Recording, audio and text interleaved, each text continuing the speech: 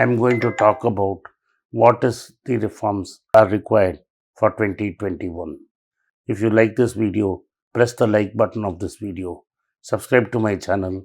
It's not important if you subscribe. Please ask your friends and relatives to subscribe. Oh, don't forget to tick bell symbol because only then will the subscriber get every video. The Google algorithm does not send the video to all the people who have subscribed. You must have turned on the bell notification.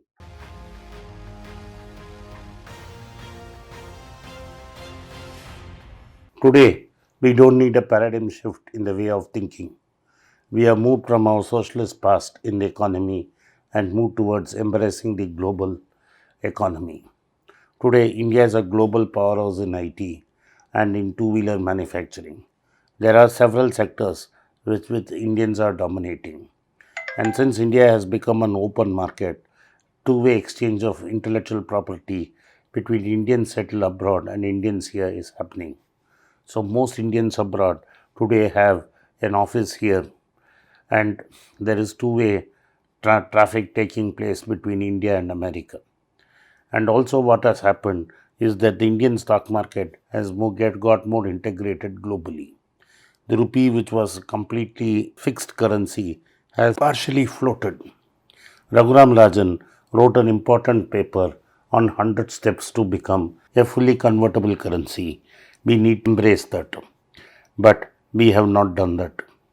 But more importantly than paradigm shift of thinking, which was done in 1991, what we need today is a sector by sector reform. Three sectors in India are crying out for reform. One is the banking sector or the finance sector. Two is the power sector. Three is the agricultural sector. Unless these sectors are reformed, India is not going to realize its full potential.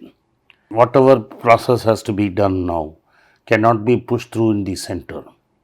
The reforms of 1991 was merely mostly financial and licensing, which was in the central list as per the constitution. The states had very limited role to play and thus were only beneficiaries of the reform. Even in 1991, there was great criticism that most of the reforms that India did were done under pressure from the World Bank and the IMF, though that was not true.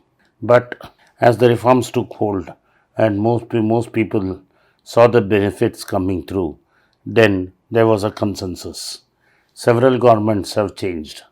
There have been coalition governments, right wing governments, and the original Congress back, and today with the right wing government. All governments have generally agreed with the 1991 line and gone forward. There has been no radical rethink of the 1991 policy 30 years down the line. This means a general consensus was formed and all political parties have agreed with that reform. But today, the reforms that are needed say, take the power sector. The power sector is in the concurrent list, where both the state and center have responsibilities. The center is in generation of power and interstate transmission is dominated by the center. The state looks at distribution and collection of money from end customers and industry and also generates some of its requirements. This means that in the 1991 reform, power sector was opened to the private sector for captive consumption and building plants to sell to state governments. The reforms of 1991 meant that the taxes of the state government started galloping. Instead of concentrating on further reforming electricity by privatizing distribution and democratizing it, what the state governments did is take the extra income they got and started doling out freebies, especially in power. In Tamil Nadu, the first 100 units was given free and farmers were given free electricity across the country. This has meant that water tables across the country have dropped, making even drinking water difficult. And huge borewells have been dug. I mean by saying huge, these are above great depth. There have been reports of several children falling inside these borewells. All this is from a bad policy of giving free power. If the state decides to give free power, it must fund it from its tax revenues. But here, what the states have done is they have allowed the losses in the distribution entity to accumulate. Several governments from 2003 have to try to reform the power sector and completely failed. Today, most power utilities which are controlled by states are running in huge losses and need sustenance.